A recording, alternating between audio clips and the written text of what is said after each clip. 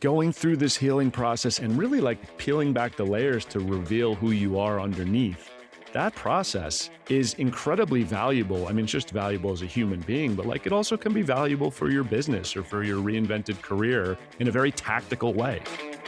Yo, Chris, man, what are you doing? What are you up to? I'm just helping people reinvent their lives. No big deal. Yeah, no big deal. Well, I'm going to join in. Cool. God bless, we're breaking these runs. Life too short to play it on speed run. All right, my man Todd Jason. What are we talking about today, brother? Well, Chris, this topic came up pretty fiercely on a recent community call, and I think we kind of looked at each other on Zoom and thought the same thing. Podcast episode.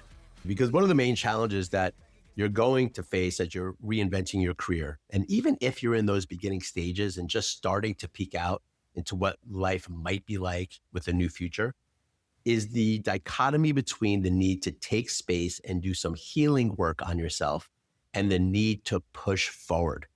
And this is one of those topics that almost no one talks about, but virtually everyone deals with, because when you're reinventing, there can be tremendous value in spending some time self-reflecting and undoing the repercussions of your previous career choices. Many people experience mental health challenges, which is why burnout is now officially a medical term. And we are 100% a stand for people to learn how to best heal themselves so they can set the stage for a better future. And that's why we talk a lot about mindset and healing techniques on this podcast. And at the same time, Chris, I've coached thousands of people who are reinventing, and it almost always comes with this pressure to reinvent fast and to create new success as quickly as possible. So we need to address this dichotomy. And our goal today is to give you a series of ideas and even a framework that can help you navigate the healing work you may need to do as you're simultaneously moving forward and exploring new opportunities. And brother, man, I know that this one hits home for you as we were discussing it. So why don't we start there? Yeah, for sure. I mean, think about this idea of healing. Now, first of all, we're in a coaching space here, right? And so maybe for me, 5 or 7 years ago in a corporate mindset, I would have been like, healing? Ugh, what are we talking about here? No, you just tough it out and you bang your head against the wall until the wall breaks or you die banging your head against the wall. You know, I had that mentality basically for most of my corporate career. So I think first just acknowledging that is a paradigm that might not even land with certain people if they're in that stage where they're just starting to figure out that something ain't right with their work situation. But I know more specifically for me, when I knew I was getting out of corporate and I knew I was going towards something, that I was a reinvented version of something, I didn't have these words for it. I didn't know it would be coaching. I didn't know a lot of things about it. I just knew, well, I got to get out of this fast because, you know, I really want to just flip a knife switch and basically we go from corporate career making a bunch of dollars to whatever's next, making the exact amount of money and everything else is fine. And like, there's no disruption to my life whatsoever at all, which, you know, very practical and reasonable expectation when you're making a giant major life change with no map in front of you. Just noticing that there's some complexity to this and there's going to probably be some major disruption to your life in one way or another. And I don't say that to mean necessarily it's going to be a bad thing. In fact, the people we work with and the concept of reinvention ultimately is like a really, really good thing for most people, right? This is a great and exciting thing. But you're going to go through some disruptive and difficult times in the middle, and you're going to feel a pressure, or at least I felt the pressure personally, to just be like, just fix it. Just get to the next stage. Whatever it is, oh, you're going to do something entrepreneurial, like just get that up to the level where you're making enough money, and money's a big factor here. You're making enough money that no one can ask any questions about whether this was the right decision or whether you did the wrong thing or all of that stuff. And with that mentality, I think it just lent itself to not even considering the concept of healing or processing or even really sort of thinking through, how did I get down that path in the first place? How did I really let myself go that far down a road that wasn't right for me from a career standpoint? And I have been processing that over the years, but it's been a constant struggle for me back and forth with whenever I am sort of allowing myself to process that and to figure out how we got there and move through that. There's always a voice in my head that's like, well, you should be working right now. Right. Yeah. And that's the dichotomy, right? That's what we're talking about. And I think even just this conversation is healing in a way, like just bringing it up, this idea that changing careers, especially for people that are in the middle of their lives or careers, is a daunting thing. This is why we're doing reinvention.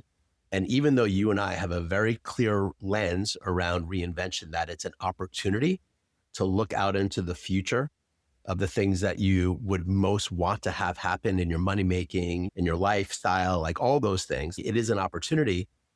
The truth is that almost everybody goes through a process of pain, of doubt, and of some internal suffering around making this change, right? Because we were on a trajectory and now that trajectory no longer exists or is coming to an end because of burnout, because of AI, because of other reasons.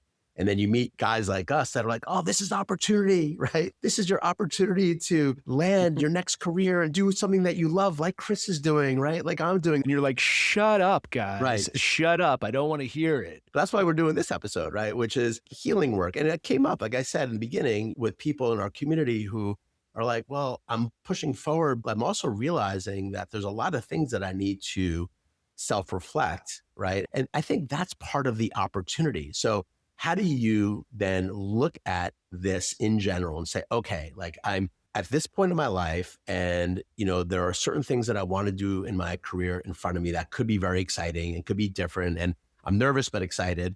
But I'm also dealing with this old trajectory and this old identity that has called me back in. And I think we want to come up with a framework here that allows people to look at both sides of the coin and say, yeah, I need to do that, right? And so I think just starting with the idea that you're going to go through some self-reflection and healing work, okay? And it doesn't mean that you need to check out and go on a retreat for a year or do crazy stuff. I mean, for some people it does, but it doesn't mean that you need to. It just means that you need to understand going in that this is part of the journey, okay? It's not just about creating that next thing that's all exciting and moving it over, because if you're looking at it that way, you're not actually getting the real value of this, because the end of the day, this is an opportunity to look deep within yourself and ask yourself some bigger questions and also heal those parts that were like, why did I make those decisions in the first place? I'm curious what you, over the years of doing this, because you're like 6-7 years into this. And for you, you're still looking back and like, wow, I made all these decisions and I had that career that you made great money and you had the title and you were going for Christmas and the holidays and have a great story to tell your family, but it wasn't really juicing you. So I'm just curious, looking back now for you, what's that been like? Well, I will say that, as is always our theme, I didn't have a really clean construct as to this idea of that I would need to process or there would be a healing process or anything like that, right? And I think it was something I muddled my way through and really figured out as I went along. And the interesting thing for me is I left corporate when I went back in and then I left. I actually went on a mental health leave before I ended up leaving that role. So, it was top of mind. It was something that had been talked about and thought about for a long time. There were mental health difficulties that were being caused in that setting. And luckily for me, when we removed that work, things felt a lot better. But it wasn't an overnight magical, like everything's solved, right? And so I think that's the part that was surprising to me, or maybe just wasn't obvious to me, was that I'd still have to reserve time and spend some time just really thinking through that, right? Thinking through the experiences of it, owning the regret of it, right? There was some regret around allowing myself to go as long as I did in a certain setting in my career. And then I think also there's a bit of saying like, but I also did what I had to do a few times, right? There were some choices I made that I think were the right choice in the moment retroactively, and also being a little bit kinder to myself around the fact of I couldn't be making idealistic choices at every step along the way. And I think that is a topic we have to talk about here, because when we talk about balancing healing versus pushing forward and working on your reinvented career, it's going to be different for different people, because different people have different circumstances. For people who have more financial challenges, you might have a shorter runway and you still have to process this and go through this healing process, but you can't go out on a sabbatical for 2 years and go up into the mountains and levitate slightly over the top of the mountain. Whereas for people who maybe have a bit more runway, and I was blessed to have a bit more runway, I think, you can say, hey, I'm going to take some real time to actually process this and compartmentalize it, and then maybe move on to the next step when I feel like I've got a clean and clear understanding of what I actually want from this life, right? I actually think I had the runway to do something like that, but that's not the way I did it because I just wasn't really cognizant of how much processing that this would entail and that this was even really a thing. Yeah, I mean, most people don't know, is my experience. And, I haven't worked in corporate like you did. I've been coaching. I've been doing this kind of work. And so I've been that guy that people get on a Zoom call like this and tell me all this stuff. And I'm like, hey, we have to build a framework around how you're going to move forward and how you're going to heal your past. And so most people just don't have that framework. And I think what you said is really wise right there, which is it's not just this pie in the sky thing. It's also about understanding what your unique situation is. Everyone is different, right? And so that's why we're doing this podcast and slicing and dicing reinvention in all these different ways. And we did an episode on financial runway, which you kind of led that, and emotional runway. All these things matter when you're looking at an issue like this, which is, well, how much time do I need to spend healing? How much time do I actually have? Because if you have 2 months left in your account, and you need to actually pay rent or pay your mortgage, it's very different than having 2 years or longer of money in your bank account, right? So this is why going through our workbook or coming into our community and starting to get tactical around what do you have in front of you? What is your actual situation from a comprehensive standpoint?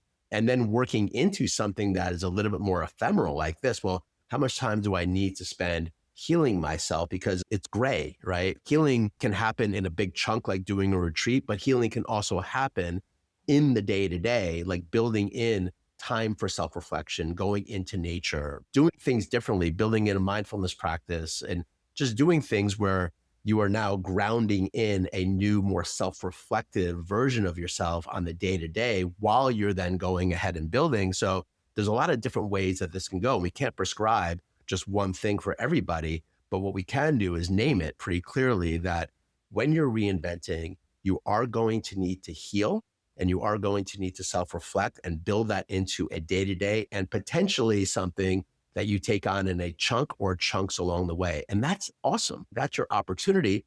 And what I would argue of doing this as a coach for so long is that that work of healing and self-reflection is the very thing that will lead to creativity and will lead to the ideas about what you should and can do in the future. You're a great example, right? I think probably in your healing journey, the idea of coaching and giving back and helping others who are in the process of leaving corporate or soon to be leaving, and that you could be a guide for that, came out of your healing journey, right? And I think most people don't understand that they're tied. You don't just go ahead and create the next thing, even though your past trajectory is telling you that you need to do that and you feel the pressure to do that. It's actually in the space, in the silence even, where you get these new ideas and then you allow those seeds to emerge and create the new life for yourself, right? And I think that's part of what you experienced. Well, listen, I think for coaching, for me, it's a pretty direct tie, right? Because really, I have this mission now where I want to find people who are feeling the way I felt 7 to 10 years ago and help them get out and help them find the next step faster. I mean, that's really a reason for being for me. But also, there's people we work with in our community and some of the people we coach one-on-one, where it's not necessarily that direct, but it is the work they're doing generally as they come through a career reinvention is more centered in who they are. It's really more revealing who they are than the old work that they were doing. And so then going through that healing process, and really I think a big part of that is understanding who you are and understanding why you didn't feel good in that place 5, 10 years ago or whatever it was, and what's different about you and what was expected of you or what was projected or what persona or identity that you thought you had to have there. That understanding can drive not only clarity on what it is that you want to do, but also just even in the way you communicate. You know, we have people who are building these businesses and it's the way they communicate and market and brand their business. We encourage them, and most of them lean into it. We encourage them to inject themselves into it, right? Because we've said this a bunch of times. Sometimes people have this idea, especially if they're entrepreneurs, that they have to come up with this totally unique idea. unique invention, right? I've been guilty of this too, Todd. We've talked about this. But the truth is that you can do a business that a million other people are doing, but it's your version of it. Mhm. And that's what makes it unique. And that's what makes it sing to certain people. Your people will find you, you'll market, you'll speak to the people that resonate with you and who you are. You and I, this happens for both of us and us collectively. So like you said, going through this healing process and the creativity and the openness and really like the peeling back the layers to reveal who you are underneath, that process is incredibly valuable. I mean, it's just valuable as a human being, but like it also can be valuable for your business or for your reinvented career in a very tactical way.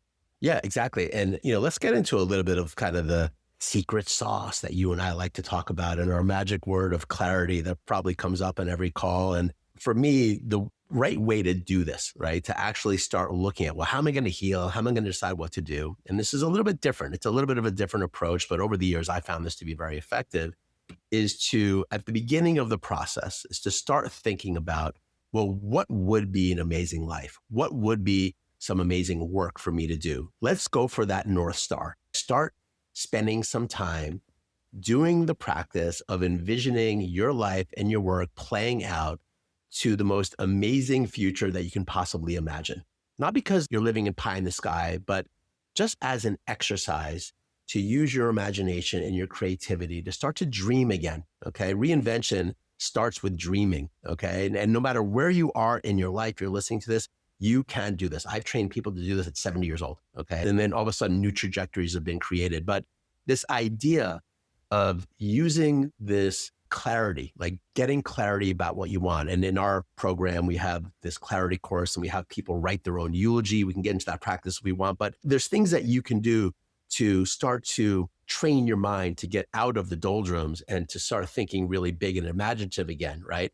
And what that does is it literally starts to drive you forward towards a future that, in my opinion, in my experience, can accelerate the healing process. And I'll give you a really good example of this, right? So we had somebody in our community that I was coaching one-on-one, actually, before I met you, Chris. And I was telling him, I'm like, I want you to create that life vision. I want you to write that eulogy. And like, he would get on the phone with me and yell at me, I don't know what it is. You keep pushing me to ask this question. I don't know. Like, so frustrated. And he said at one point, I'll never forget this. He goes, I feel dead inside. That's what he said to me on the call, man. I remember sitting there like, all right, we were in it. And he was really upset, and I get the chills even when I said that, and he started to cry a little bit and I started to cry a little bit with him, I'm like, all right, like, here we are. We're in the place. You have no idea what you want to do in your future. You just ended a 20 plus year career that was pretty awesome in a bunch of ways, but it's not there any longer. And you're scared and we're in this place and you have this guy pushing you to think about your future. That's healing, because what happened in that moment, we just got really honest with each other and he had a moment of, okay, I don't really know. And it was letting go of this need to know, this need to have an answer that is just embedded in our culture, especially for people that went through corporate. It's like so solution oriented, so prefrontal cortex, analytical mind focused. But this dude needed to have a moment of, I don't really know. And what that led him down towards in this case was he needed to go and spend a couple of weeks out in the mountains and do some riding and like let go of trying to push and force a square peg through a round hole and making sure his next career move was the right one. He actually needed the space. He didn't get that. And it was that push for clarity that got him frustrated enough. And sometimes this is how it happens, where he just had to let go, right? And actually surrender and just be like, oh my God, like, I don't know what I want. And like, you keep pushing me, but I don't know. But this is why I like using clarity and having people start to try to visualize. And by the way, Chris, for some people, it's pretty easy for them. Not everybody goes down the rabbit hole, the example I just mentioned. So for some people, like, they can see that future and they get really excited and then they're in action and the healing part of the journey becomes a little bit different. But this idea of reinventing with the process and clarity being at the center of it, to me, is what gets people to results faster, right? This is why everything we talk about has a framework associated with it. Reinvention, you went through it without having any structure, but there is structure. And when you have it, it can get you to some results faster. So I'm curious, like, when I share that, what comes up for you on that? maybe I'm having a little bit of a corporate trauma flashback as you talk about it, I'm right? sorry, man. I can feel that. Yeah, exactly. I don't want to make light of certain things, but it does make me think about this fact, man. I remember at the end of every year, you'd be like setting your goals for the next year in corporate. Mm-hmm. It was the most excruciating exercise for me every year. I would just be like, I don't freaking know. We just have to make more money and spend less money and just like, who cares? Right.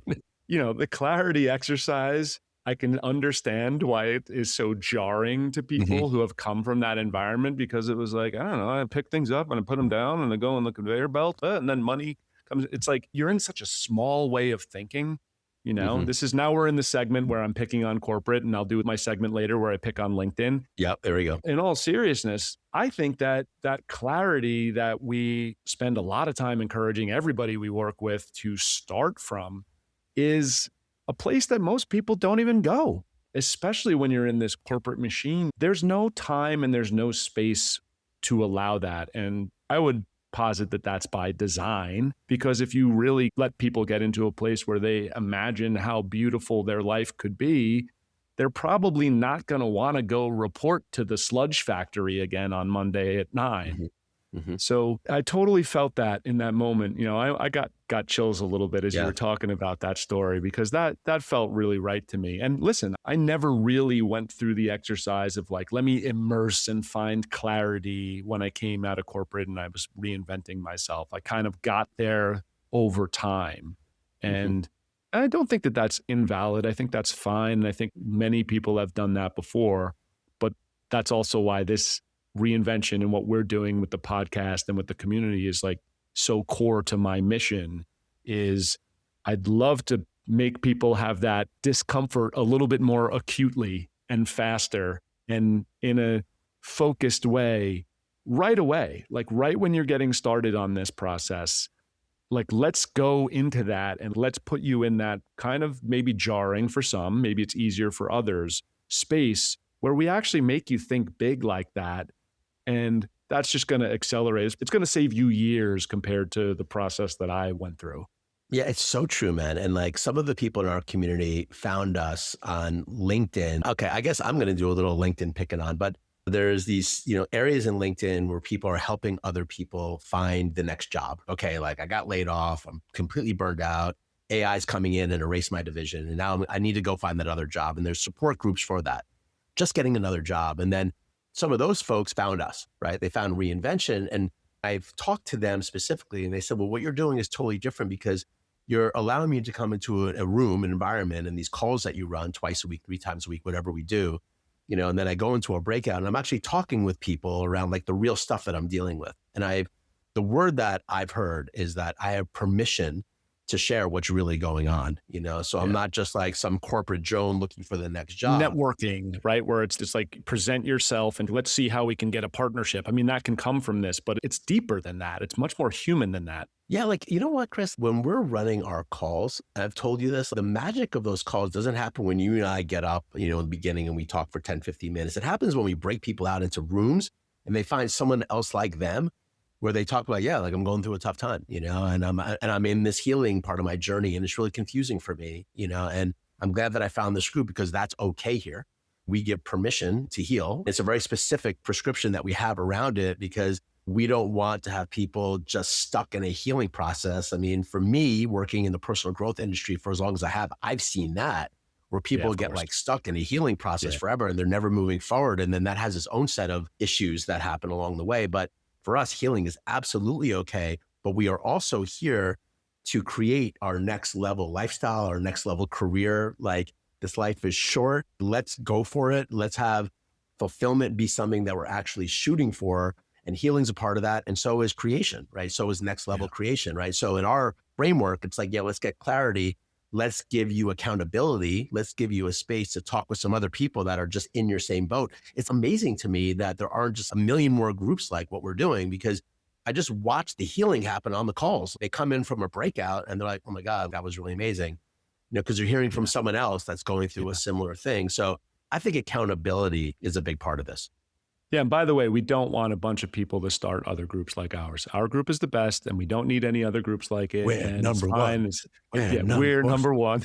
The podcast took a turn where we just started talking about how great our group was every episode. You know what comes up for me as we talk about this a little bit, Todd? And this is, as men, right? I think we're talking about healing a lot. And especially think about your traditional corporate man. There's plenty of women who have this paradigm as well, but I think it's predominantly sort of coded as a masculine thing. Healing, ugh. Like, what are we talking about? Like, what is this mumbo jumbo? You don't heal. Like I said at the outset of the conversation, me, big, strong man, just kind of run into the wall over and over again until man-shaped hole in wall. And it's like, that's a vivid image. We'll put that on. That'll be the cover of this episode. But it is one of those things where it's like, yeah, we're going to make you confront this stuff, right? You listen to this podcast, you join our community, we coach you. We're going to make you confront this stuff because I think this is how you got into this mess. How did you get 20, 25 years into a career doing stuff that you dislike or have no interest in that kind of makes you feel, quote unquote, dead inside? It's because you just stoically stomached it and just ran straight into it and didn't give yourself the chance to be fully open and in touch with the emotional and mental experience that you were having. Because you were just being dutiful and you were just like, oh, well, this is what you're supposed to do in this society. And like, no, we're not going to let you off the hook like that and just let you do this surface level thing where it's like, okay, yeah, let's just see how we can repurpose your resume so that you can get a job that feels good. No, we're going to try to make you do the deeper work and go deeper than that. And address the humanness that you've been suppressing, frankly, because no one can get 20 years into something that they don't want to do without suppressing deep core human feelings and emotions and elements of themselves. Yeah. Amen, brother. You said mental and emotional, but I would say the emotional part is the one that the masculine or men don't maybe value as much. And if you're a man listening to this, well, the thing that I found in all these years of coaching, right, that when men do turn to something like this and they say, all right, I need to heal or I need to open my emotions or look at whatever has been repressed, like, it's pretty amazing what happens. They actually go through a healing process pretty fast. There's like an element of the masculine energy that actually can go through it really fast, but they need to turn towards it. So I think the emotional component is really big. And going back to the example I shared before, because I just want to close the loop on it. Because I mentioned this person that just like got to that point, where they were just frustrated with their inability to feel what their future could be like from an exciting standpoint. And then got to this point, it's like, I need to take a little time off. And they're in a position where they could take a little bit of time off. And fast forward, and as we're recording this is maybe 6 months after that conversation. This person is absolutely on fire. Okay. This person is in our community right now. I don't even know if you know what I'm talking about, but they're in our community and like they have 2 or 3 things that they are doing. One of them is taking the work that they did from the corporate standpoint and they put out their shingle to do fractional work or consulting work that is starting to get some legs, and they're really excited, but then also has taken some interest that they've always loved doing, like on the personal side, and have started some side hustles, right? And all of a sudden, this person's energy is completely different than it was because, I give him credit. Like he allowed himself. And I said this to him, I go, you wanted me to do this. Like you wanted me to challenge you. You wanted me to keep pushing you. Yeah. I'm just 20 years into doing this where, I don't know, you've seen me. I'm a little bit courageous now at this point where I'm just going to be pretty direct. I'm just going to say what needs to be said so that way you can just go through the thing that you need to go through faster. Yeah. And so you can get to that other side because there is another side. The beautiful part about this process we're talking about of balancing this healing versus pushing forward is that when you do this well, you come out the other side just a better, more fulfilled person. You're now taking into account your lifestyle. You're taking into account the things that you like, your hobbies. You're taking into account your relationships, and it's not just like this very separated, I go to work to make money and then I do these things on the side and I'll retire one day where I can do more of the things that I like.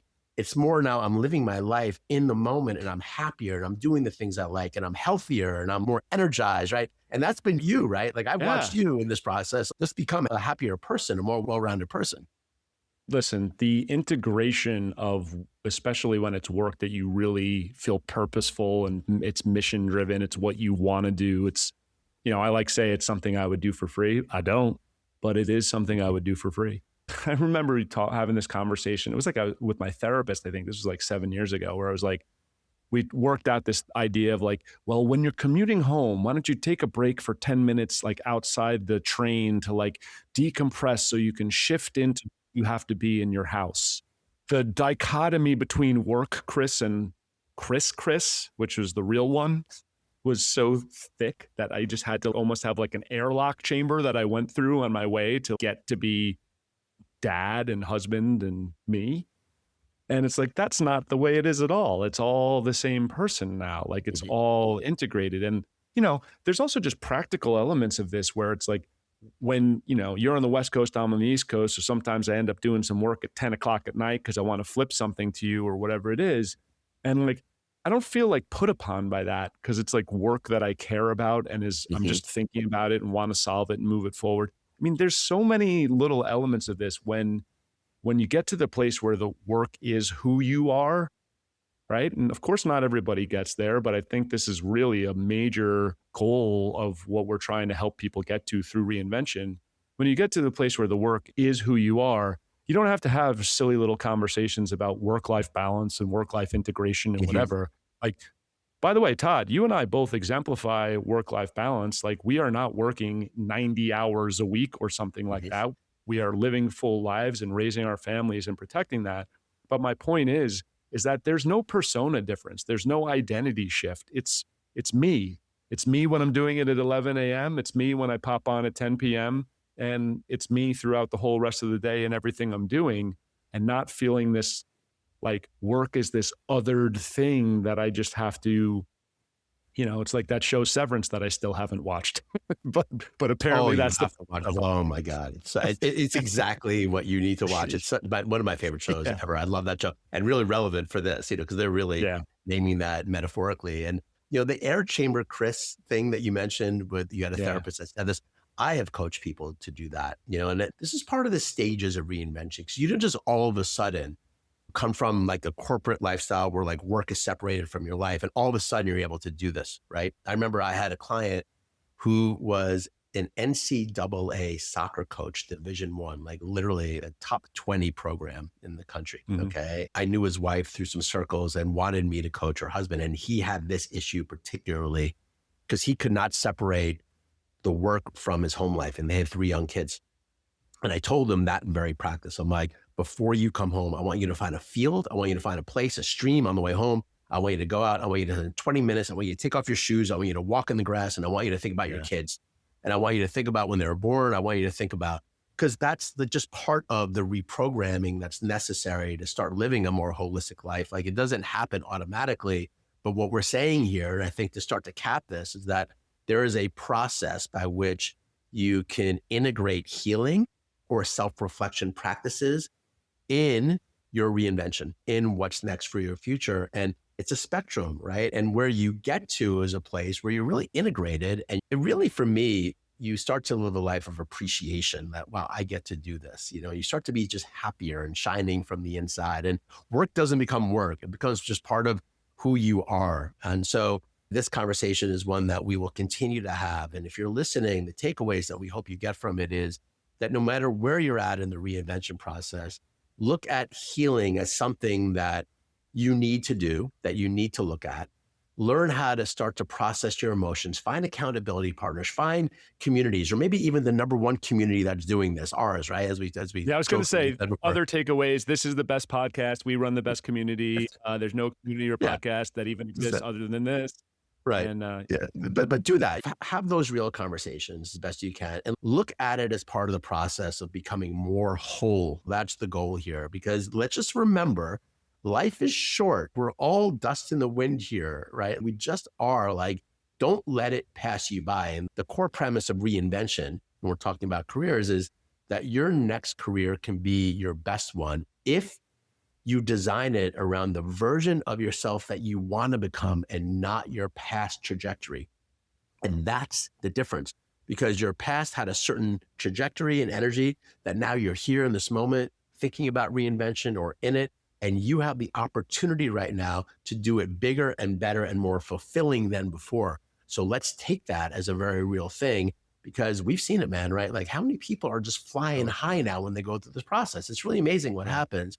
And we just want others to do that. And Look, man, I just love talking about this with you. We could go on forever, but this has Yep. been really juicy. And I appreciate you sharing your story more.